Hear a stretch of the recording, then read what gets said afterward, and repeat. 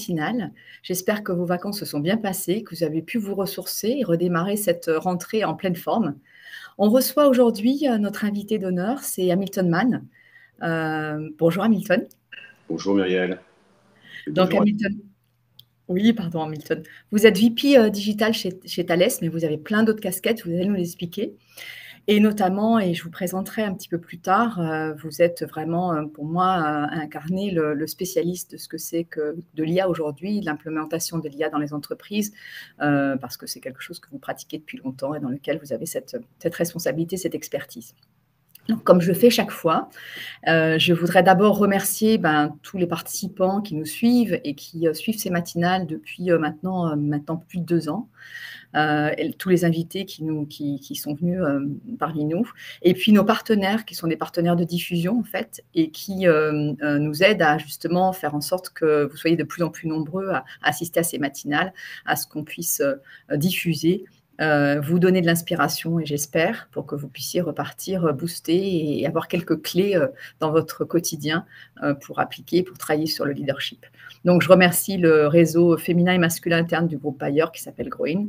Je remercie FIPLUS, qui est le réseau des financiers d'entreprises. Femmes ingénieures, bien sûr, elles sont très, très fidèles à nous suivre et je sais qu'elles m'écrivent des messages, donc merci à vous. PWN Lyon, plus particulièrement, qui est le réseau international destiné à faire bouger les lignes de l'égalité homme-femme. Lyon Décideur, qui est un de nos partenaires justement de diffusion média presse, et puis la BP Aura, sur laquelle nous avions reçu Daniel Cariotis, son DG, qui est aussi notre partenaire. Donc merci à tous ces partenaires de pouvoir diffuser et faire en sorte que tout ce qu'on partage dans ces matinales vous soit accessible au plus grand nombre. Juste simplement pour me présenter rapidement, donc je suis Muriel Montagnier. Et je dirige mon cabinet qui s'appelle HMR Consulting, l'homme moteur de la relation et de la transformation. Aujourd'hui, et depuis 13 ans, notre vocation, c'est quoi? C'est d'accompagner les transformations à fort enjeu humain, que ce soit des transformations individuelles et collectives. Et notre valeur ajoutée, c'est notre capacité à engager les collaborateurs dans ces projets de transformation. Donc, c'est notre capacité à avoir à la fois une dimension technique et tactique. On accompagne, on est plutôt, j'ai l'habitude de dire, plutôt l'école bleue du conseil que l'école blanche du conseil, c'est-à-dire qu'on fait en sorte que les stratégies puissent se mettre en œuvre et être efficientes et opérantes. Et pour ça, on a 3 pôles.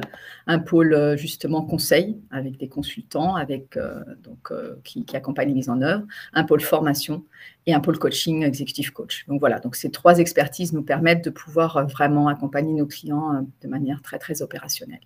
Et puis en 2019, j'ai fondé l'écosystème qui s'appelle la Fabrique des leaders éclairés, dans lequel vous êtes rentrés aujourd'hui par cette porte des matinales. Pourquoi? Parce que en fait, simplement, et je vous rappelle que c'était avant le Covid, j'avais vraiment d'abord l'intuition, et puis qui s'est confirmée, et puis il y en a d'autres qui l'avaient bien sûr imaginé avant moi, c'est que on allait rentrer, on était déjà dans ce monde VICA, mais on en avait moins conscience avant le Covid, mais qu'on allait il y avait des paradigmes qu'il fallait changer, notamment le leadership devait évoluer. Le leadership d'hier n'est plus en mesure d'adresser aujourd'hui tous les enjeux et toutes les permacrises et toutes les fluctuations de notre monde actuel.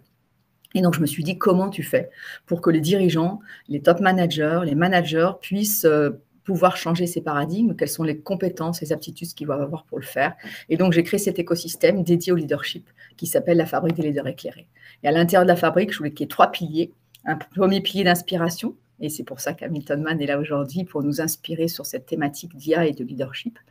Un pilier de croissance, accompagner justement les dirigeants qui le souhaitent à pouvoir développer ces aptitudes de leadership. Et puis un troisième pilier, un pilier de coopération. Parce que je pense qu'aujourd'hui, le pire, ce serait de rester seul. Le pire, ce serait de rester dans sa roue du hamster et d'être focus sur l'opérationnel. Mais si on veut trouver des solutions ensemble, il faut pouvoir s'ouvrir à la coopération. Et puis, donc, au sein des clubs, c'est ce qu'on fait. Ce sont des leviers de coopération où on a des petits groupes de dirigeants qui viennent là pour pouvoir faire du co-développement, trouver ensemble des solutions à leurs problématiques opérationnelles, à leur fameux caillou dans la chaussure, et pouvoir aussi être challengés par des workshops avec des experts. Faire ce pas de côté, se sentir moins seul et pouvoir justement avoir un train d'avance par rapport aux problématiques qu'on rencontre et aux défis du monde. Voilà pour l'actualité de la fabrique. Vous avez les dates, n'hésitez pas à vous inscrire. La prochaine séance de découverte, puisque chaque mois, on a justement pour faire goûter un petit peu ce que c'est que le Codev, on organise des séances de découverte. Donc, n'hésitez pas, la prochaine est le 26 septembre. Il reste 2 ou 3 places. Donc, n'hésitez pas à venir nous rejoindre dans cette prochaine séance de découverte et vous pouvez vous inscrire directement sur le site de la fabrique. Voilà, j'en ai fini pour l'actualité de la fabrique des leaders éclairés. Maintenant, Hamilton, je vais essayer de vous présenter, mais je vous laisserai vraiment la parole pour que vous puissiez le faire mieux que moi, certainement. Et nous parler notamment de votre actualité. Vous avez écrit un livre qui s'appelle Artificial Integrity, qui est disponible sur Amazon. On vous mettra le lien si vous le souhaitez et voilà, il apparaît dans le chat. Hamilton, vous êtes vice-président en charge du marketing numérique et de la transformation numérique chez Thales. Mais alors, vous avez plein de casquettes. Vous êtes également lectureur à l'INSEAD, HEC Paris, à l'EDEC Business School, mais aussi international, c'est-à-dire que vous êtes également un mentor au MIT. Vous écrivez régulièrement dans Forbes. Vous allez participer, vous m'avez confié à d'autres colloques très prochainement de renom internationaux. Donc plein de casquettes. Est-ce que vous pouvez nous expliquer ces casquettes? Enfin, on va revenir sur l'opérationnel. C'est quoi votre rôle chez Thales et c'est quoi le lien entre l'innovation, l'IA et qu'est-ce que vous faites dans votre quotidien chez Thales, Hamilton? Merci Muriel. Alors, effectivement, plusieurs casquettes et plusieurs raisons, en fait, en l'occurrence, de pouvoir finalement contribuer à différents sujets à la fois qui touchent aux technologies et plus largement à nos sociétés, et on y reviendra, j'imagine. Alors, en fait, chez Thales, et donc déjà Thales, pour finalement aussi présenter cette belle maison, pour ceux qui peut-être la connaissent que de loin. Donc Thales, en fait, nous sommes en fait un leader, on va dire, sur des hautes technologies que l'on met en fait au service de nos grands clients, qui sont principalement des gouvernements, des grandes institutions, mais également aussi des grandes entreprises. Et puis, finalement, on est un peu au cœur de leurs enjeux et au cœur d'une contribution essentielle pour leur process opérationnel, puisque finalement, nos systèmes et nos finalement, solutions permettent d'adresser des sujets et des enjeux de cybersécurité, des enjeux et des sujets autour de l'aérospatial, du spatial, bien évidemment aussi des enjeux autour de la protection et de la défense, et puis également des enjeux autour de tout ce qui va être finalement le sujet en fait de la modernisation de villes, de pays, au travers de différentes technologies comme l'IoT, comme l'IA dont on parlera aussi évidemment un peu, etc. Donc une entreprise vraiment spécialisée des hautes technologies, un fleuron français dont on peut être fier, et au-delà, également, aussi un fleuron à l'international, puisque Thales est quand même une présence dans 68 pays, avec 80 000 collaborateurs au service, finalement, d'une raison d'être, d'un motto qui, finalement, anime tous les processus et toutes les offres que l'on déploie dans le monde, qui est, en fait, de contribuer à construire un monde de confiance.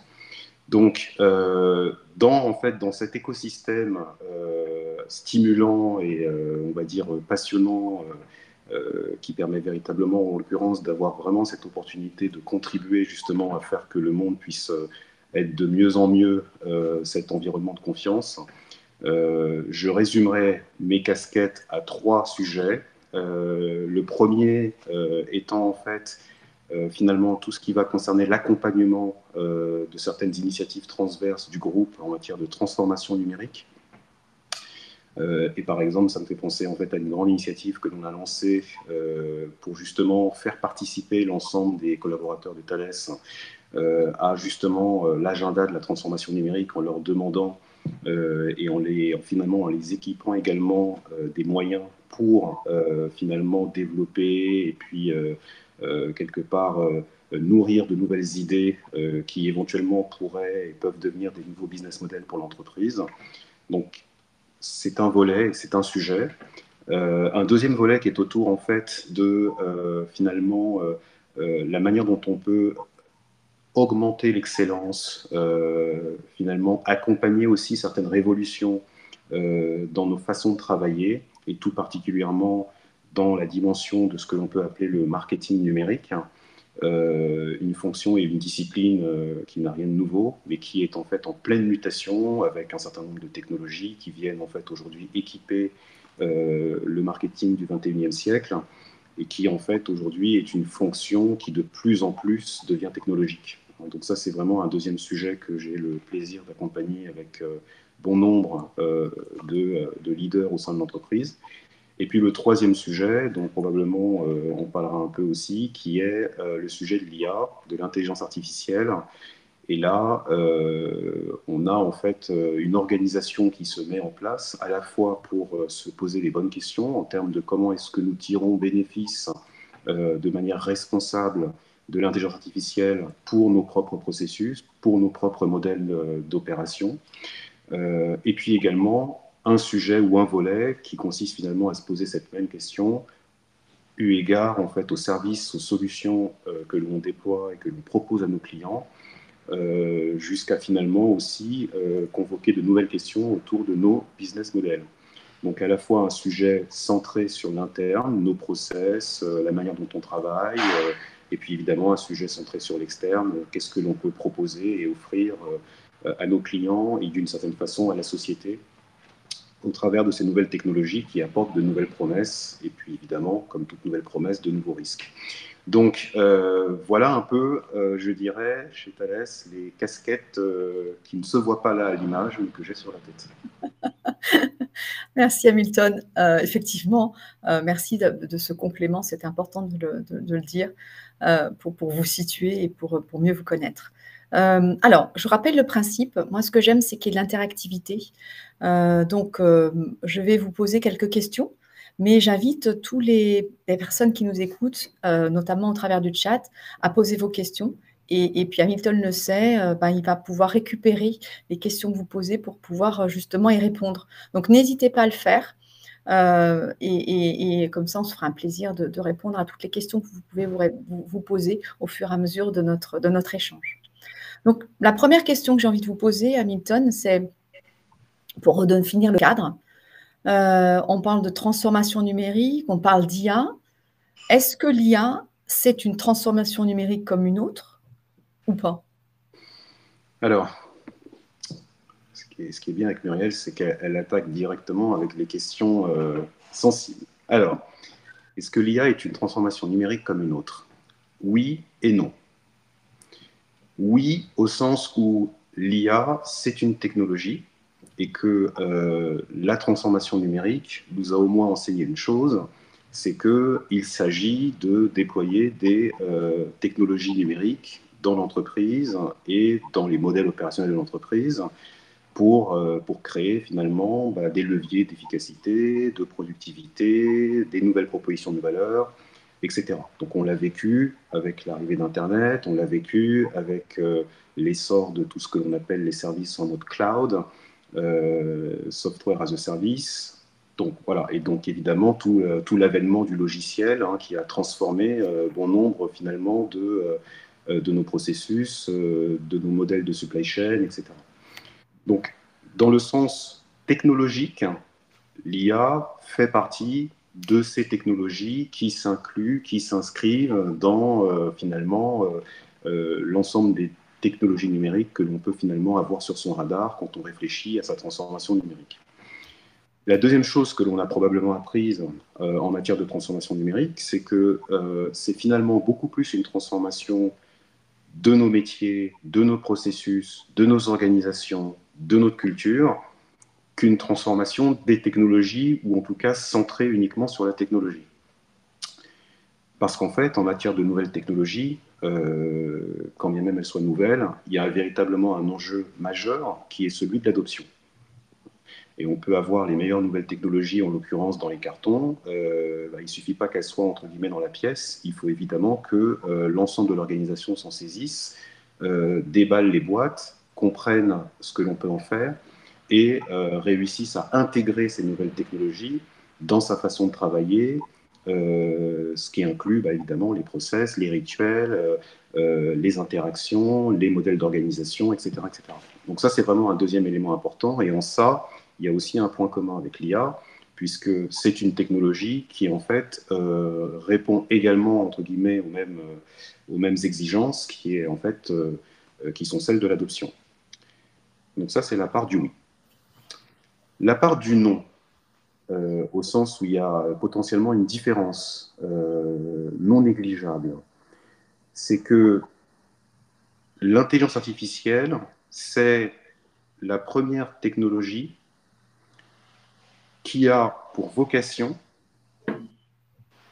d'une certaine manière, de créer une forme d'intelligence dont les autres technologies, en l'occurrence numériques, vont pouvoir être dotées. Et c'est là, en fait, le point de différence majeur quand, entre guillemets, on compare cette technologie avec toutes les autres. Et puis, quand on regarde l'impact de cette technologie, à la fois, on va dire, à l'échelle d'une entreprise, mais également à l'échelle, finalement, sociétale. On est là, finalement, avec une nouvelle technologie, un levier technologique qui a finalement le pouvoir de créer une forme d'intelligence dont les objets qui nous entourent vont pouvoir être dotés. Et cette forme d'intelligence que l'on insère, que l'on inclut, que l'on intègre dans un certain nombre d'objets numériques, eh bien, va créer de nouvelles possibilités propres à ces objets, donc de nouveaux usages dans les interactions, on va dire, humains et machines, et donc évidemment va d'une certaine façon changer un peu les lignes d'un certain nombre de paradigmes dans notre société. Donc cette nouvelle forme d'intelligence qu'apporte l'IA dans nos univers est sans commune mesure un élément différenciateur et un élément de révolution, même d'une certaine façon, qui finalement n'a pas de comparaison égale et pas de comparaison entre guillemets possible, si je puis dire, avec d'autres technologies, en l'occurrence, que l'on a pu connaître et voir par le passé. Moi, je rebondis, Hamilton, sur ce que vous dites. Moi, j'entends changement de paradigme, donc ça allume des lumières chez moi. Quoi comme changement de paradigme, par exemple? Et on va parler de paradigme de leadership, puisque c'était ma première question. Alors, je vais la reformuler. Comment l'IA modifie-t-elle les dynamiques de pouvoir et les structures de leadership traditionnelles? Ça, c'est vraiment un changement de paradigme aussi. C'est un changement de paradigme, c'est un des changements de paradigme, et non des moindres d'ailleurs. Alors, il y aurait plusieurs façons en fait comment dire, de regarder et puis finalement de découper et de détourer l'ensemble de ces changements de paradigme. Donc, et puis on pourrait en fait avoir en fait une session toute une journée pour en parler. Je vais peut-être aller sur quelques-uns de ces changements qui doivent finalement nous interpeller et nous questionner sur la manière dont justement les organisations de demain vont devoir évoluer. Organisation vraiment au sens large. Bon. Un premier changement de paradigme, c'est que on a été habitué et on a appris en faisant ou d'autres façons, de manière peut-être parfois aussi théorique, au travers de la littérature, on a appris qu'en fait, pour finalement réussir à garder ou à conserver un certain avantage concurrentiel, il était important d'avoir une stratégie. Bon. Et ça, c'est un élément fondateur de beaucoup des leaders dans le monde, quels que soient les domaines. Hein, définir sa stratégie. Et définir sa stratégie, c'est, entre guillemets, se projeter sur quel sera le devenir d'un certain nombre de paramètres dans 3 ans, 5 ans. Donc c'est vraiment une projection sur le long terme et on tente de deviner ce qui va advenir. Je dirais que le premier changement de paradigme que l'intelligence artificielle apporte, c'est que il crée une forme de changement du temps. où finalement le temps n'est plus simplement, d'une certaine manière, ce qu'on pourrait segmenter en temps long, temps court, etc. Mais on est finalement dans une dimension où quelque part le temps est dans l'instantané. La capacité en fait de vitesse qu'amène l'intelligence artificielle dans l'analyse de la donnée, dans comment dirais-je, l'exposition en fait à un certain nombre de recommandations, dans finalement l'aide à la prise de décision, réduit le temps. Et donc réduit le temps également stratégique. Ce qui veut dire que d'une certaine manière, on est en train d'avancer dans une ère où finalement, dans une certaine mesure, le temps stratégique devient l'instantané. La capacité à réagir et la capacité à agir dans une extrême vitesse. Et ça, c'est un changement de paradigme. Concrètement, ça veut dire que non seulement il est essentiel d'avoir la bonne boussole sur les éléments, entre guillemets, paramétriques qui vont évoluer dans l'écosystème dans lequel on veut évidemment grandir, se développer, pour pouvoir avoir une chance de prendre les bonnes décisions. Mais ce n'est plus suffisant. Il faut également avoir une capacité d'extrême vitesse qui va d'une certaine façon, quelque part, apporter cet avantage sur la manière dont on déroule son plan et la façon également dont on agit sur son écosystème et dans son écosystème durant le développement et durant la mise en place de ce qu'on veut développer et mettre en œuvre. Donc, cette capacité d'extrême vitesse apportée par, on va dire, l'extrême capacité que justement l'intelligence artificielle permet avec cette force computationnelle de l'analyse de la donnée, c'est un élément de changement de paradigme dans la capacité justement à développer une stratégie gagnante, parce que la stratégie n'est plus simplement la pensée du long terme, c'est également l'action dans l'instantané. Donc ça, c'est un premier élément. Un deuxième élément de changement de paradigme, c'est, je dirais, on va dire une sorte de bascule entre ce que j'aime bien appeler l'économie de l'accessibilité, où en fait, on a vu en fait un véritable essor dans le monde d'ailleurs, d'une forme de rapprochement des points où que l'on se trouve, et quels que soient nos fuseaux horaires, grâce à l'Internet, et puis évidemment grâce à la dématérialisation d'un bon nombre de services, on en consomme et on en utilise au quotidien, avec les différentes applications qu'on a sur nos tablettes, sur nos iPhones, etc., ou smartphones et autres.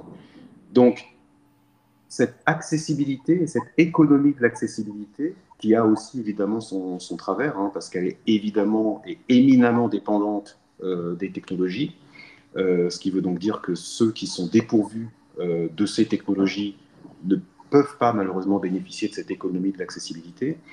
Et en fait, on a un peu cette bascule entre cette économie de l'accessibilité vers ce que j'appellerais une économie finalement où les barrières physiques vont de plus en plus descendre, s'amoindrir, et on verra jusqu'à quel point. Et c'est en fait ce que moi j'appellerais l'économie de l'ubiquité. Dans l'économie de l'accessibilité, j'ai besoin d'être à un instant T l'acteur de ma demande, du service auquel je souhaite accéder. Dans l'économie de l'ubiquité, je suis à plusieurs endroits au même moment, pouvoir quelque part me dédoubler virtuellement. Et au-delà même du fait d'être dans une espèce de forme de dédoublement quelque part de moi-même, et donc d'une part de mon identité, je vais pouvoir agir en instantané à différents moments et en me dédoublant dans différents environnements grâce d'une certaine façon à la délégation d'un certain nombre de décisions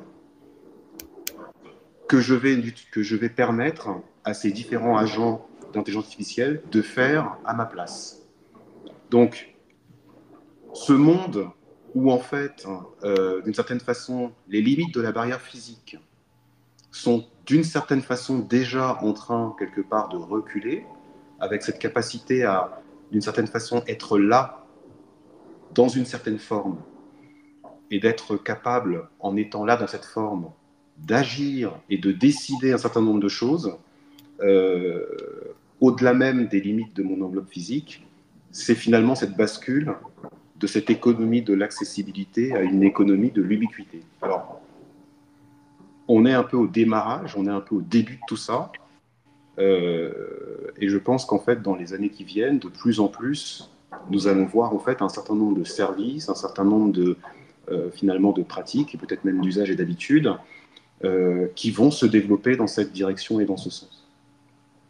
Alors évidemment, ça présente un certain nombre de questionnements et de risques qui vont évidemment, on va dire, être au cœur justement du leadership, hein, puisque ça va en fait éveiller des questions auxquelles, en l'occurrence, on n'avait même pas imaginé pouvoir en fait avoir besoin de se les poser. Hein.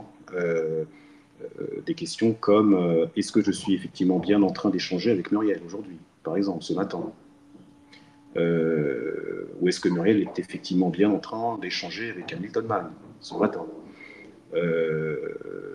Et puis, d'une certaine façon, si c'est effectivement un échange que nous avons ensemble, est-ce que c'est véritablement un échange sur la base de la pensée et des idées développées par la Muriel que je connais, ou est-ce que c'est finalement d'autres éléments qui viennent en support et entre guillemets en raccord de manière complètement synchrone pour enrichir finalement cette pensée que je perçois et que je comprends dans le dialogue que j'ai avec Muriel et qui me laisse le sentiment et qui me donne l'impression que c'est Muriel qui me parle.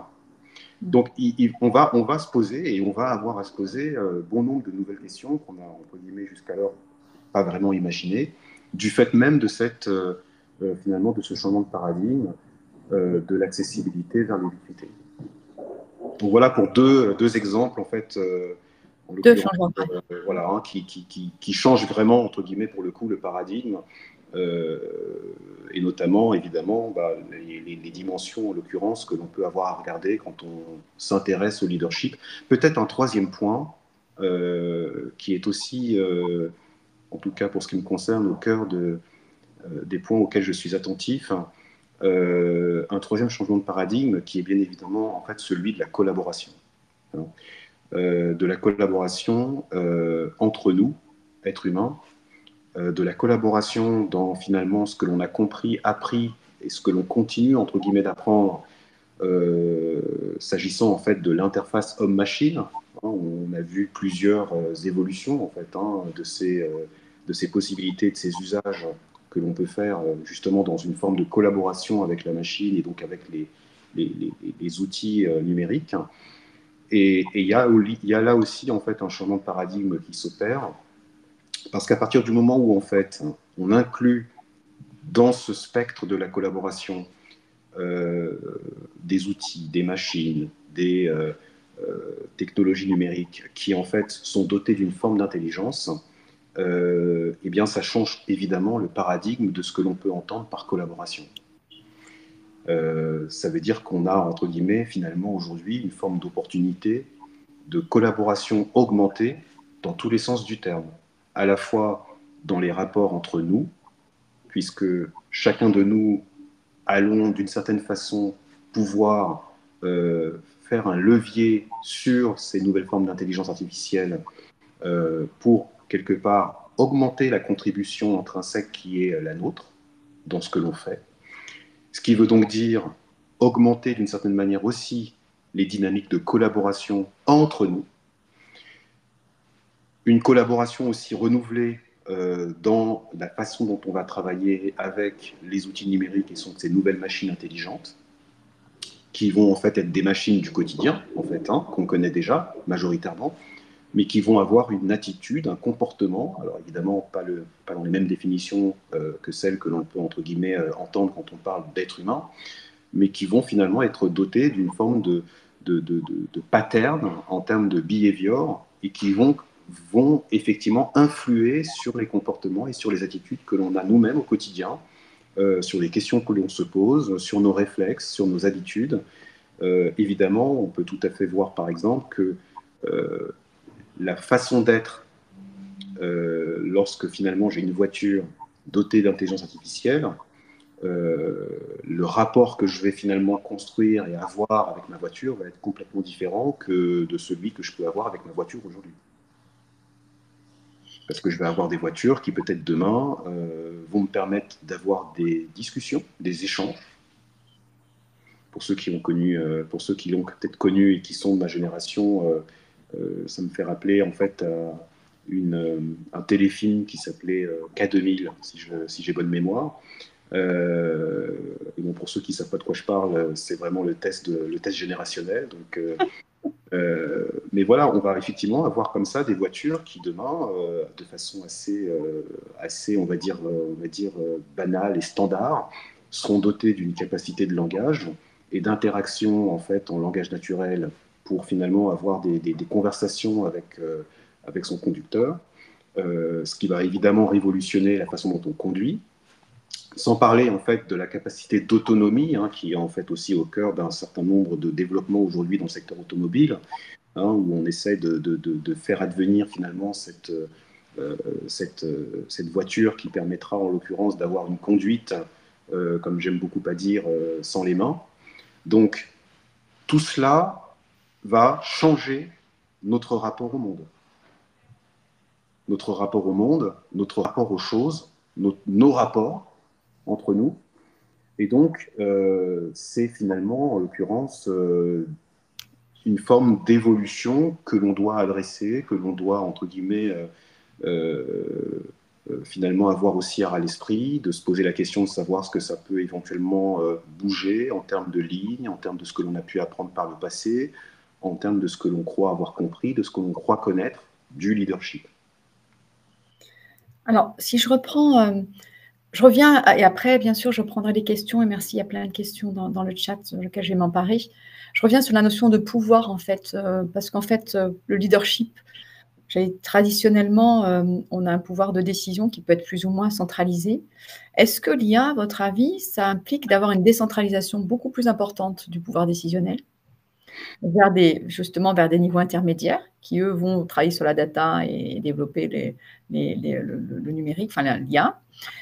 Et même parfois, est-ce qu'il n'y a pas un niveau décisionnel qu'on va pouvoir déléguer aux machines? Et moi, je pense notamment, effectivement, aujourd'hui, on parle des smart cities, on parle de comment est-ce qu'on va pouvoir décarboner les villes, etc. Et que l'intelligence artificielle peut nous aider à prendre des décisions. Mais jusqu'où est-ce qu'on confie ces décisions à la machine? C'est-à-dire qu'à un moment donné, à quel moment est-ce qu'on reprend ce pouvoir de décision? Ou est-ce qu'on doit justement lui déléguer, lui dire de toute façon, sur toutes les décisions qu'elle peut prendre, sur la ville, voilà, par confort peut-être, est-ce qu'on lui laisse ce pouvoir de décision? Est-ce qu'il n'y a pas un risque là? Et à quel moment est-ce que, voilà, comment ça va s'exercer ce pouvoir et ce leadership en fait, sur cette notion-là en fait? Ouais. Alors, c'est une question majeure. C'est une des questions majeures. Et évidemment, la réponse a différentes facettes. Alors, je dirais, il y a en fait des facteurs de décentralisation et il y a des facteurs de centralisation à différents niveaux. Donc, on va dire, c'est une dynamique assez compliquée. Premier sujet, si je regarde à la maille de chacun d'entre nous, en tant qu'individu, oui, l'intelligence artificielle va permettre d'offrir à la maille individuelle une forme comment dire, d'augmentation des capacités de décision. Pourquoi? Parce qu'à partir du moment où l'intelligence artificielle rend accessible et rend disponible des informations qui sont d'une certaine façon traitées et qui permettent finalement d'exposer son utilisateur à des recommandations. Ces recommandations peuvent en fait, en l'occurrence, à la fois couvrir des sujets que l'on avait déjà en fait à l'esprit et qui viennent un peu confirmer ou conforter ce que l'on pouvait penser déjà. Mais évidemment, ces recommandations peuvent aussi venir augmenter le spectre d'une certaine façon que l'on pouvait avoir sur un sujet donné, le compléter avec des choses dont on n'avait peut-être pas connaissance, et donc inviter à la recherche sur certains axes, sur certains angles morts que l'on pourrait avoir, et donc augmenter notre capacité de décision. Mais c'est un potentiel, ce n'est pas une garantie.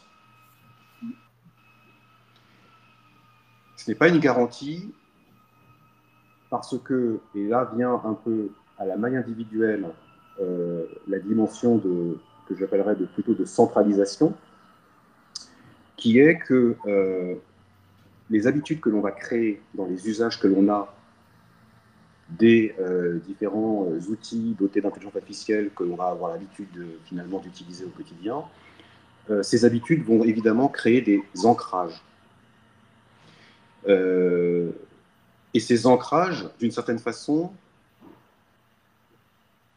consciemment ou inconsciemment, vont en fait finalement créer ce nouvel écosystème dans lequel on a mis nos habitudes, dans lequel on a rangé tranquillement et bien, on va dire, de façon bien ordonnée nos réflexes, et donc vont également créer un enfermement. Un enfermement qui donc s'inscrit dans une routine, dans des choses que l'on fait par habitude, même finalement un petit peu sans y réfléchir. Hein.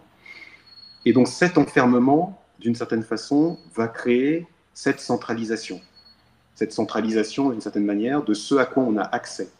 Quand bien même on pense être augmenté par un certain niveau d'information un peu digéré, un peu, entre guillemets, processé par la machine, à un certain point et à un certain stade, du fait de notre nature humaine, hein, qui est évidemment mue par des habitudes, des routines, etc., eh bien, on se recrée en fait un nouveau cercle dans lequel, en l'occurrence, les nouvelles limites se mettent en place, les nouveaux angles morts se mettent également en place, et ça crée cet enfermement.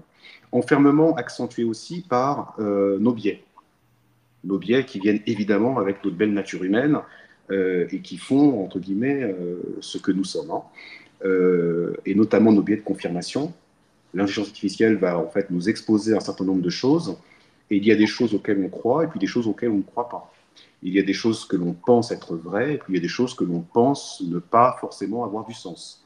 Et donc, ces biais de confirmation qui nous caractérisent vont aussi participer à créer cette centralisation de nos modèles de pensée, de nos façons d'appréhender, entre guillemets, des situations, des problématiques à gérer, etc., etc. Donc, c'est une forme d'ambivalence. D'une certaine manière, l'intelligence artificielle crée cette forme d'augmentation et ce potentiel d'augmentation de nos perspectives individuelles, chacun de nous. Et d'une autre façon, concomitamment à cette création ou à ce potentiel, recrée un cercle dans lequel s'enferment les modèles de pensée de chacun de nous. À la maille du collectif, donc d'une organisation quelle qu'elle soit, oui, il va y avoir aussi une forme de dynamique qui évolue, qui va potentiellement, entre guillemets, muter. C'est-à-dire que l'accès à l'information a toujours été un levier, pas le seul, mais un levier de pouvoir. Et dans des temps que j'espère maintenant reculer, c'est un levier qui en fait était ou a été utilisé pour faire œuvre, certains diront de management ou de leadership, mais en tout cas, utiliser ce levier de je sais, j'ai connaissance de cette information et j'utilise finalement cet avantage pour, d'une certaine façon, adresser un certain nombre de leviers qui me permettent de manager. J'irais même à dire que ce n'est pas du leadership. On va plutôt rester dans la dimension de management. Donc ça va changer et ça va bouger les lignes, parce que dans une organisation, on a besoin de manager. On a besoin de gérer un certain nombre de choses. Bon. Donc l'information reste aussi un élément important. Sauf qu'avec l'intelligence artificielle, on va évidemment bouger un peu les lignes de force de cette information, de la façon dont elle circule, de la façon dont on y accède, de la manière dont finalement on s'en empare à tous les niveaux de l'organisation. Et donc, d'une certaine façon, ce levier de l'information va, d'une certaine manière, être beaucoup plus décentralisé et d'une certaine façon être déprécié en tant que levier de management. Et d'ailleurs, on commence à le constater, si je prends un exemple, moi qui ai aussi finalement la chance d'avoir des conversations productives avec de jeunes talents dans différentes écoles, être professeur, donner un cours sur un sujet, aujourd'hui, commence à ne plus rien avoir avec ce que cela pouvait être il y a de cela 5 ans. Parce qu'on se retrouve en face de personnes éclairées, non seulement évidemment avec leur, on va dire, capacité de raisonnement, leur intelligence, leur éducation, leurs perspectives, leurs opinions, et également dotés d'un accès, on va dire, qui commence d'une certaine façon à devenir une quasi-habitude, dotés d'un accès à des intelligences artificielles qui leur permettent en fait de confronter aussi ce que va éventuellement annoncer, proposer et dire le professeur pour finalement se poser des questions, interroger, questionner la véracité, la pertinence de ce qui est proposé comme enseignement. Donc, il y a en fait finalement cette dimension ou cette dynamique des pouvoirs, notamment liée à l'information, qui en fait est en train de changer, qui est en train de muter. Et donc, je pense que beaucoup des auditeurs, ou en tout cas des personnes qui nous écoutent, ont peut-être déjà en fait eu l'occasion de le constater, même dans nos organisations et dans nos entreprises. Il y a en fait finalement des négociations, des débats, des discussions qui vont en fait s'enrichir aussi grâce au fait de l'intelligence artificielle, parce que d'une certaine manière, on entre entre guillemets dans une forme de monde où je sais un peu plus que ce que je ne suis censé savoir. Donc ça, en ce sens, il y a effectivement une forme de décentralisation ou en tout cas de mutation qui s'opère dans les rapports de pouvoir liés en fait à la possession de l'information. Et en même temps, il y a également une forme de, je dirais, de premium, de prime à l'intuition, de prime au bon sens. J'irais même presque jusqu'à dire de prime à la clairvoyance. Parce que l'intelligence artificielle, elle a ses limites. Et elle va en avoir de bon nombre pendant encore un bon bout de temps. Une des limites de l'intelligence artificielle, c'est qu'en fait, elle est, entre guillemets, fondée, construite sur la base des données qu'on lui donne à ingérer, qu'elle analyse à une vitesse extraordinaire, et qui lui permet, en fait, finalement, de proposer et d'indiquer et d'annoncer et d'expliciter les différents éléments qu'elle peut, en fait, avoir à proposer en termes de réponses à des questions qu'on peut poser, comme par exemple dans le cas de chatbot. La limite, c'est véritablement, en fait, le set de données qui a nourri l'intelligence artificielle. Et donc, en fait, à partir du moment où on a, en fait, d'une certaine façon, un certain nombre de faits, un certain nombre de pensées, un certain nombre d'éléments, quelle que soit la nature de ces éléments, qui font partie de ce set de données, il y a une forte probabilité que je puisse, avec cette intelligence artificielle, y accéder. Ce n'est pas encore une fois une garantie, mais c'est une forte probabilité. Ça dépend des questions que je vais poser, ça dépend en fait des tournures de questions que je vais adresser, quand je prends l'exemple de chatbot par exemple. Donc avec le même instrument doté d'intelligence artificielle, chacun d'entre nous ne sommes pas capables d'accéder à la même chose et de produire la même chose. Au-delà de ça, parce que souvent, en fait, et c'est notamment des discussions notamment que j'ai pu aussi avoir avec un certain nombre de professeurs au MIT, certains d'entre eux aiment beaucoup la formule qui consiste à dire nous n'allons pas être remplacés par l'intelligence artificielle. En revanche, ceux qui en fait utilisent l'intelligence artificielle seront justement ceux qui vont remplacer ceux qui ne l'utiliseraient pas. Et je pense que ça, c'est typiquement un paradigme à nuancer parce que l'intuition, la créativité, la neurodiversité qui nous habite, qu'on soit conscient ou inconscient, en l'occurrence, de cette neurodiversité dont on est doté, parce qu'on est tous dotés d'une neurodiversité, en fait. On n'a pas les mêmes schémas de pensée, on n'a pas les mêmes manières de réfléchir. C'est d'ailleurs même pas qu'une question de cerveau, parce qu'on n'a pas terminé de comprendre ce que finalement constitue et crée l'intelligence humaine. Évidemment, parfois, souci de simplification, on a entre guillemets résumé entre guillemets ce schéma de construction de l'intelligence humaine à ce qui se passe dans le cerveau. C'est bien évidemment plus complexe que ça. La neurodiversité dont nous sommes tous, en tant qu'humains, tout un chacun d'entre nous dotés, est quelque chose qui reste un élément majeur dans la capacité à prendre des bonnes décisions. Et alors là, pour le coup, il y a en fait une forme de dualité, voire de conflit qu'il va falloir que nous adressions, tout un chacun d'entre nous, que ce soit à la maille individuelle, mais évidemment aussi à une maille collective, qui consiste finalement à ne pas être, en l'occurrence, influencé par l'intelligence artificielle, ou dit autrement, ne pas, entre guillemets, inhiber nos propres capacités cognitives du fait de ce que finalement l'intelligence artificielle nous propose sur étagère, en prêt à consommer, en matière de pensée et d'autres choses. Et ça va être un vrai challenge. Parce que, évidemment, dans ce monde où l'extrême vitesse devient une forme de stratégie, il va y avoir une tendance à prendre ce que propose l'intelligence artificielle.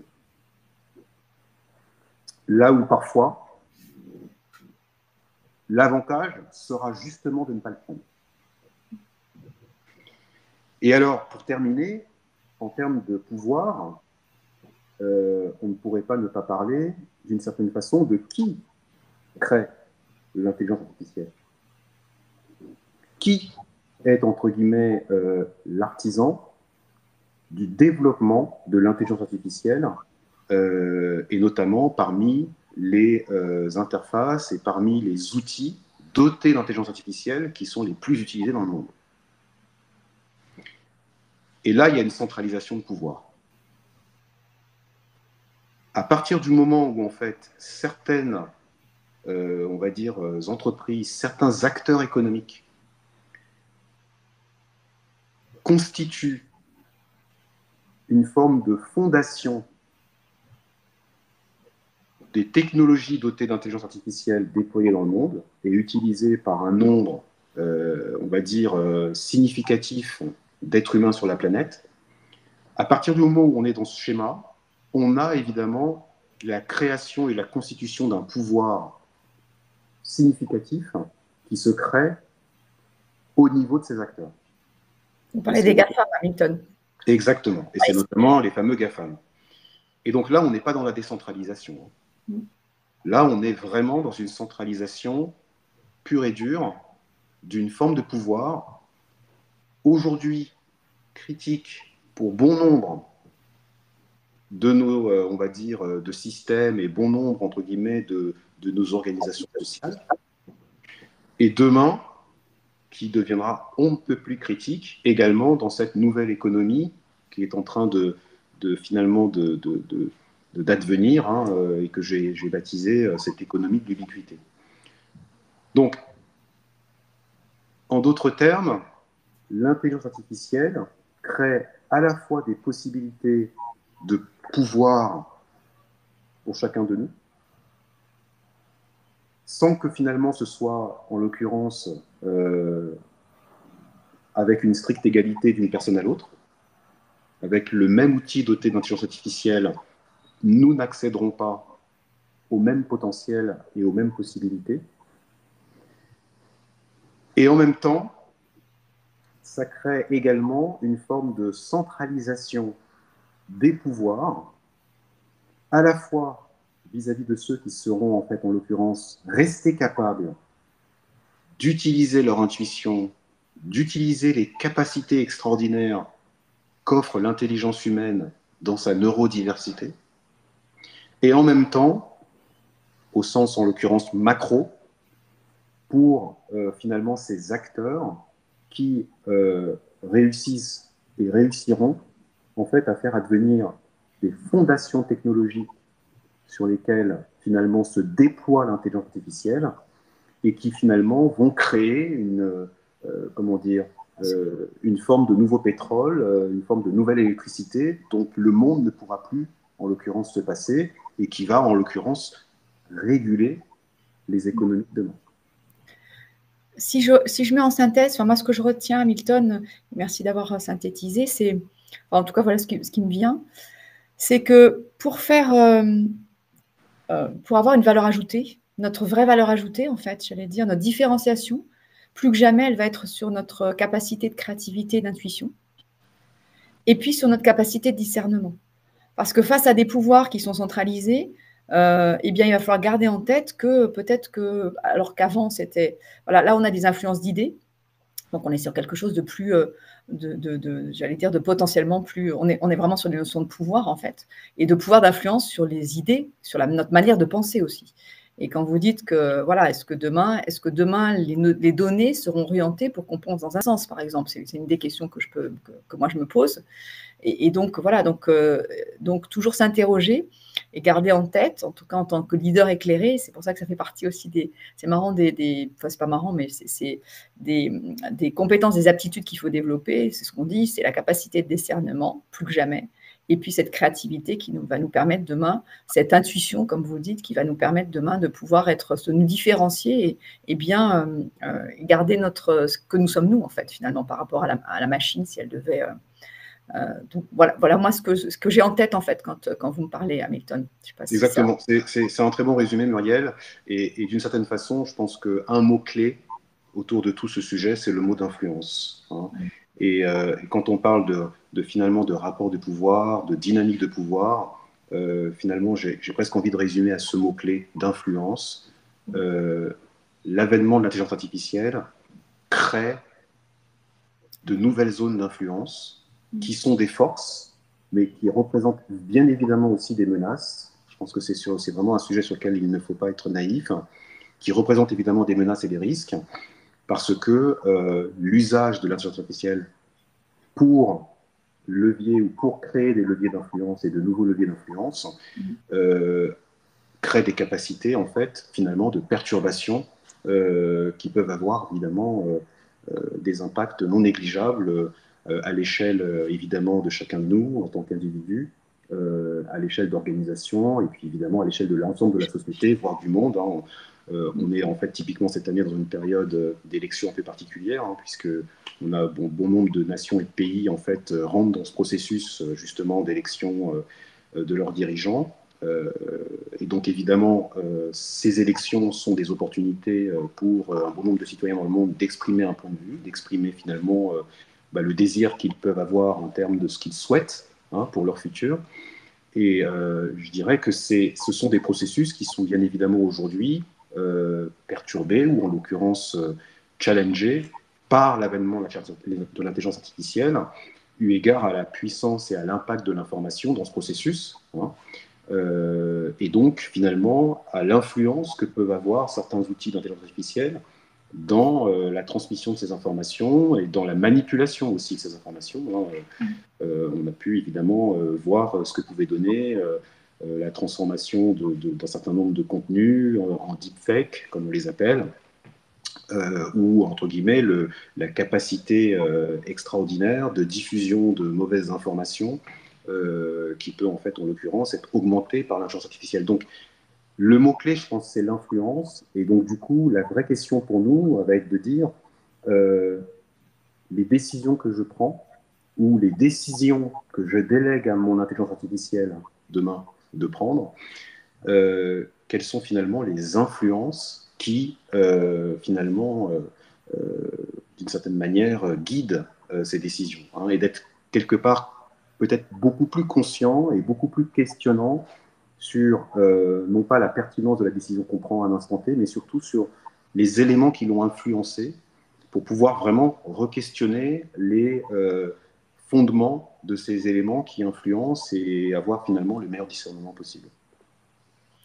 Merci Hamilton. Ça me fait une transition sur, puis c'était une des questions, sur l'éthique. Est-ce qu'aujourd'hui, est-ce que demain, ou est-ce qu'aujourd'hui plus que jamais, l'avènement de l'IA, avec ce libre arbitre, avec ce discernement, va faire que nos leaders, nos dirigeants, vont devoir être garants de l'éthique et de la transparence, en fait, notamment par rapport aux données, etc., dans l'entreprise, qui n'était peut-être pas forcément ce qu'on attendait d'eux jusqu'à présent, mais qui peut justement être un rôle à jouer dans cette transparence et dans cette éthique. Alors, c'est déjà ce qui est attendu de patrons d'entreprise et de toute entreprise. C'est déjà ce qui est attendu. Avoir en fait le comportement exemplaire, le comportement éthique, qui en fait d'une certaine façon permettent de créer de la valeur. Créer de la valeur, c'est pas simplement réduit à l'intérêt ou l'avantage que je vais offrir à mon client à un instant T par rapport en fait à une transaction d'achat. Créer de la valeur, c'est également comment dire, se poser la question en responsabilité des implications de ce que j'ai dans mon rôle d'entreprise vis-à-vis de mon client et donc vis-à-vis de la société. Parce que mon client n'est ni plus ni moins qu'une personne à qui j'ai alloué ou à qui j'ai donné une casquette à un instant T, qui est celle d'un client. Mais en l'occurrence, tout un chacun d'entre nous, on a beau être client, on est humain, on est être humain et on a évidemment nos vies et on participe, on contribue à ce qu'est la société dans laquelle on vit. Donc l'entreprise a toujours eu en fait une responsabilité forte dans la démarche qui est la sienne du comportement exemplaire qui doit être finalement celui adopté dans la manière de faire finalement fructifier un marché, fructifier une offre, etc. sur les différents clients qu'elle soit adressée. Avec l'intelligence artificielle, cette responsabilité, elle se renforce en degré et en nature. Elle se renforce en degré parce qu'il y a comment dire, il y a des dimensions qui, en fait, dans un monde sans IA, étaient probablement existantes, mais à moindre échelle, à moindre, entre guillemets, à moindre niveau de sophistication. Je pense à la sécurité, évidemment à la cybersécurité. Je pense à la transparence. Je pense à l'explicabilité. Donc, il y a véritablement un changement de degré à la question de avons-nous un comportement éthique dans la façon dont justement nous contribuons à la société, dans la manière dont justement nous adressons nos offres et nos services à la société. Il va y avoir ce changement de degré vis-à-vis d'un certain nombre de dimensions où finalement de nouvelles questions émergent, de nouvelles exigences émergent, et donc forcément il y a aussi au travers de cela un besoin de nouvelles compétences et forcément aussi une forme de nouvelle attention du leadership. Et puis il y a un changement de nature, et donc sur ce changement de nature, eh bien en fait on est sur une responsabilité, je dirais, qui dépasse ou qui entre guillemets vient en fait, comment pourrais-je dire ça, vient s'adjoindre de nouvelles responsabilités. Voilà, de nouvelles responsabilités. Et ça va entre guillemets être une forme oui, ça va, je pense, bouger beaucoup les lignes dans beaucoup d'entreprises et dans toutes les entreprises, je pense d'ailleurs. Alors c'est quelque chose qui est en train de se mettre en place, qui est en train finalement de s'installer progressivement. Cette nouvelle responsabilité ou ces nouvelles responsabilités d'entreprise, si je devais en fait quelque part un peu les résumer, c'est en fait une sorte de responsabilité étendue sur ce sur quoi, en tant qu'entreprise, je vais avoir à rendre des comptes vis-à-vis des services que je présente et que je propose à mes clients. Une responsabilité étendue de ce sur quoi je vais avoir à rendre des comptes. Je vais prendre un exemple. Chez OpenAI, qui sont en fait, qui est cette société que probablement chacun connaît, qui en fait a créé et a mis en fait en service ChatGPT, ce chatbot doté d'intelligence artificielle. Chez OpenAI, dans les analyses et dans les recherches qu'ils font dans leur laboratoire, les chercheurs en fait ont finalement, au travers d'un certain nombre de tests et d'observations, finalement sont arrivés à la conclusion que ChatGPT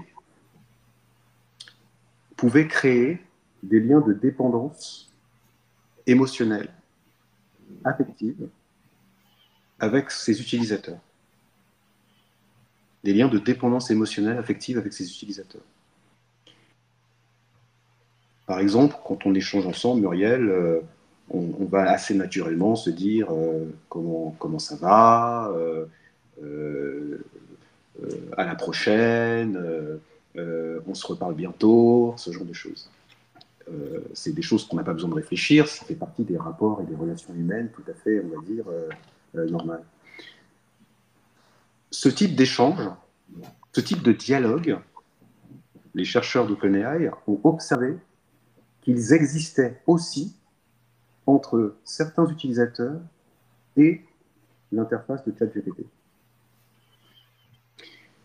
Et donc, en fait, cette forme de lien affectif, de lien émotionnel qui se crée dans les interactions que j'ai avec l'IA, eh bien, crée une responsabilité de l'entreprise qui propose ce système, cette interface, à ses utilisateurs. Crée une responsabilité de l'ordre de jusqu'où est-ce que nous nous autorisons à faire des choix en termes de design et de conception des systèmes dotés d'intelligence artificielle que nous mettons dans les mains de finalement nos utilisateurs, jusqu'où nous autorisons-nous à aller dans la capacité que l'on veut donner à l'IA de mimer les comportements humains. Jusqu'où nous autorisons-nous à faire que l'IA soit, d'une certaine manière, humanisée pour, entre guillemets, créer cette impression d'interaction et d'échange et de dialogue, finalement, où l'utilisateur a vraiment l'impression de parler avec quelqu'un. Jusqu'où est-ce qu'on s'autorise d'aller?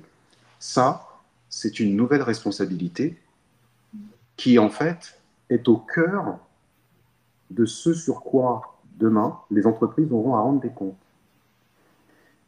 Je vais faire un parallèle.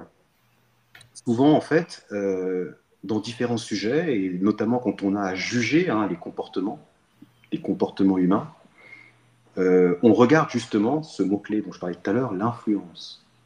Quelle a été l'influence de son environnement, de son écosystème? Quelle a été l'influence de son éducation? Quelle a été éventuellement l'influence d'un tel ou d'un tel dans le fait finalement que tel comportement ait été rendu possible et qu'il se trouve qu'en plus malheureusement ce comportement est délictuel et en fait évidemment impactant pour la société. On se pose en fait cette question et d'ailleurs les juges et la justice en fait en l'occurrence on compte beaucoup sur elle pour essayer de décrypter un petit peu ce qui a pu se passer dans les zones d'influence et dans les sphères d'influence auxquelles auront pu être exposées certaines personnes pour qu'advienne le pire ou pour qu'advienne tel type de comportement répréhensible. Eh bien, en fait, l'intelligence artificielle vient aussi convoquer ces questions. Parce que fait partie de l'écosystème qui va, en fait, en l'occurrence, être influent. Donc demain, quand on va se poser la question de mais qu'est-ce qui s'est passé dans cette situation et qu'est-ce qui a pu, entre guillemets, faire qu'on en arrive là? Quels ont été finalement les facteurs d'influence qui éventuellement peuvent expliquer tel type de comportement, telle chose? Eh bien, l'intelligence artificielle va aussi rentrer en ligne de compte de l'analyse. Et donc, les entreprises qui développent et qui déploient ces systèmes auront à rendre des comptes également des impacts et des implications des éventuelles mauvaises influences que leurs systèmes peuvent avoir sur chacun de nous et donc plus globalement sur la société. Donc, ceci pour dire que Quand il s'agit en fait de regarder la question de la façon dont justement cette nouvelle forme d'intelligence va à la fois évoluer et faire évoluer nos rapports vis-à-vis de la responsabilité, eh bien en fait, il y a en fait une question majeure, et d'ailleurs un enjeu tout autant majeur, qui en fait se pose par rapport à l'usage que l'on fait de l'IA, par rapport au développement que l'on peut en l'occurrence demain se donner comme objectif de faire en matière d'IA, et qui va en fait faire peser une responsabilité nouvelle, morale d'abord, légale ensuite, vis-à-vis en fait des entreprises qui sont en l'occurrence à l'origine de la création de ces intelligences artificielles. Et ça, je pense que c'est quelque chose que, en tant que leader, en tant que finalement entreprise, organisation, là, il nous faut d'ores et maintenant questionner, d'ores et maintenant anticiper, et c'est déjà aujourd'hui une responsabilité à prendre que celle de se poser ces questions-là et de réfléchir en fait dans cette dimension des implications que peuvent avoir les services, les systèmes dotés d'IA que l'on met sur le marché, parce que évidemment la société va questionner à un moment donné les influences négatives que peuvent avoir certains systèmes d'IA sur les comportements humains et sur l'impact que peuvent avoir finalement ces influences dans la société. Et donc, il y a une question morale qui se posera évidemment à l'endroit des entreprises créatrices de ces systèmes. Et puis, évidemment, viendra évidemment aussi, parce que c'est aussi comme ça que les législations évoluent, viendra évidemment aussi des évolutions légales qui pèseront à juste titre sur les entreprises qui créent des systèmes dotés d'intelligence artificielle pour tenter au mieux possible, et peut-être que j'en reviens en fait à un des éléments qui est notre mantra au sein de Thales, de faire que finalement la société dans laquelle on évolue, la société dans laquelle nos générations, nos futures générations auront à vivre, soit un monde de confiance et soit finalement un monde dans lequel, quelque part, le développement humain, la capacité à s'épanouir en tant qu'homme, en tant que femme, reste quelque chose de permis et de possible. Merci Hamilton. C'est passionnant, je vois le temps qui passe et on a même dépassé notre temps, mais on pourrait rester toute la journée avec vous, en tout cas sur ces sujets-là, parce que, alors moi j'entends plusieurs choses. Alors d'abord une chose qui m'a fait rire, c'est que vous parlez de K2000, alors je vais citer aussi une référence, mais moi j'ai revu très récemment un film qui s'appelle R, H-E-R, que je recommande. C'est un film futuriste il y a 15 ans. Il est d'actualité plus que jamais parce que c'est l'histoire d'un homme qui, suite à son divorce, tombe amoureux de son intelligence artificielle. Donc, on était vraiment dans ce que vous disiez, ce lien avec la machine. Bon, ça, c'était pour la petite parenthèse, mais revoyez-le, il est vraiment, vraiment... Je pense que ce film, il parle d'autant plus maintenant. Et puis, la deuxième réflexion que ça me mène, c'est que pour moi, ça voudrait dire qu'en tant que dirigeant d'entreprise, la première chose avant de pouvoir me dire qu'est-ce que je mets en place comme IA, de planter que ça va augmenter ma productivité d'entreprise, etc., et qu'on va y aller, c'est quand même de prendre le temps de me poser et de réfléchir à ça, en fait, c'est-à-dire la responsabilité que je vais avoir. Qu'est-ce que je veux faire de cette IA, en fait? Jusqu'où je veux aller au sein de mon entreprise? Quelle responsabilité j'endosse? C'est quoi l'influence que je vais avoir, etc., quel talent, enfin, à la fois à l'extérieur et à la fois à l'intérieur de mon entreprise, parce que ça pose, et on n'a pas posé la question de l'évolution des talents, de qu'est-ce qu'on fait des personnes, est-ce que, voilà, et souvent il y a des freins par rapport à ça et des résistances, comme vous le disiez tout à l'heure. Et je crois qu'effectivement, avant de foncer, tête baissée dans c'est bien, il faut le faire parce que ça va nous permettre de développer des offres différentes, etc. Bien sûr, c'est important, mais se poser vraiment la question un peu plus de manière hélicoptère, comme vous faites de le faire, en disant ok, mais on veut faire quoi d'abord? Qu'est-ce qu'on va faire? Et ça va être quoi notre responsabilité au sein de ça?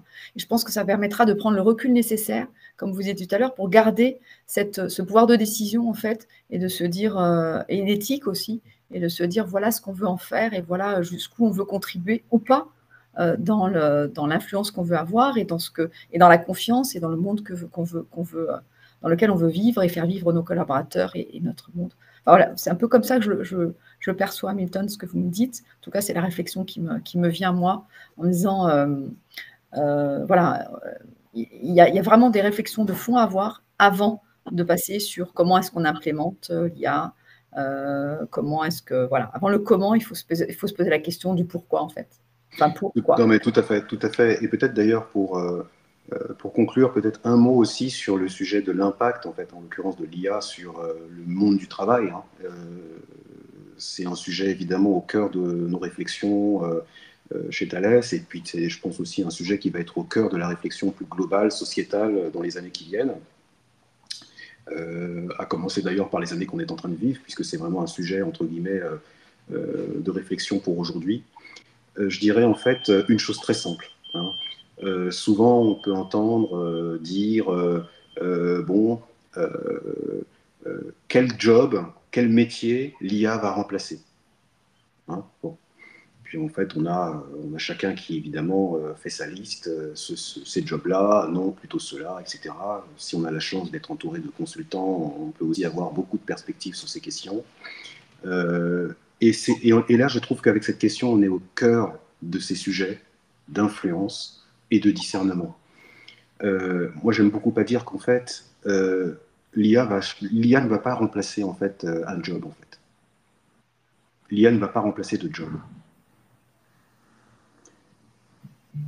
C'est nous, en tant que leader, en tant que citoyen, en tant que participant à notre société, c'est nous qui prendrons la décision de faire que l'IA remplace ou pas un job. C'est toute la différence. C'est pas l'IA qui va décider de remplacer un job, c'est nous qui prendrons cette décision. Ça veut dire que finalement, c'est à nous en fait de nous poser la question de savoir qu'est-ce que l'on veut faire avec l'IA. S'il y a des jobs, s'il y a des métiers qui doivent être remplacés, qui doivent évoluer, qui doivent changer, c'est nous en fait qui devons prendre la décision et qui en fait évidemment non seulement qui devons prendre la décision, mais qui prendront la décision en fait, en l'occurrence, d'accompagner ces transitions.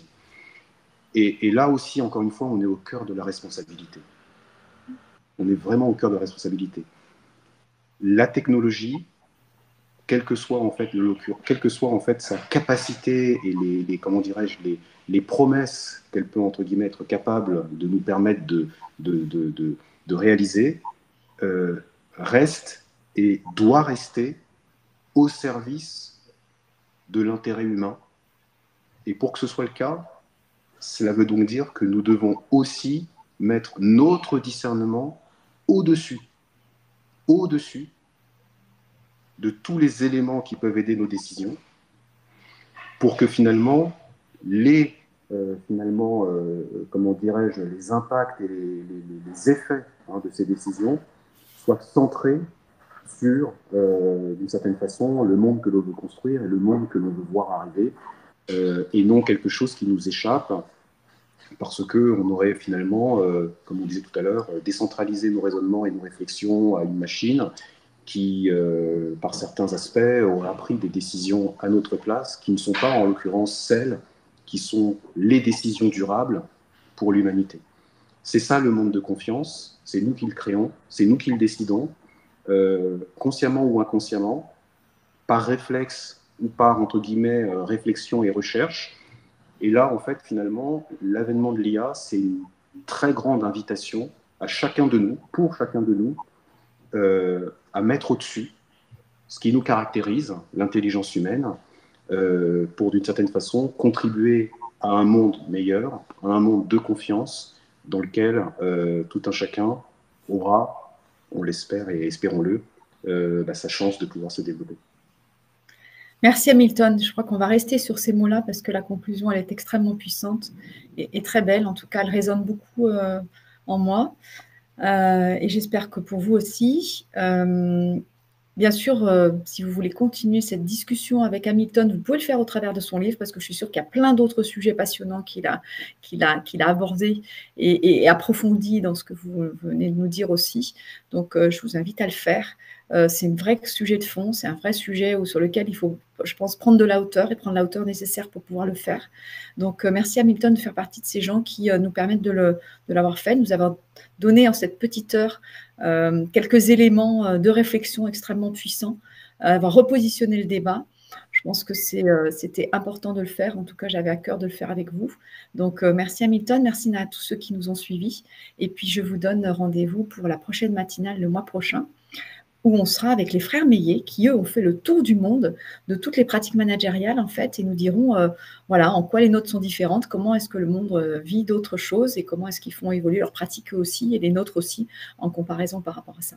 Un grand merci, Hamilton. Un grand merci, Muriel. Merci beaucoup. Je vous souhaite à tous et à toutes une très, très belle journée, et puis je vous dis à très bientôt. Merci. À bientôt. Merci, au revoir.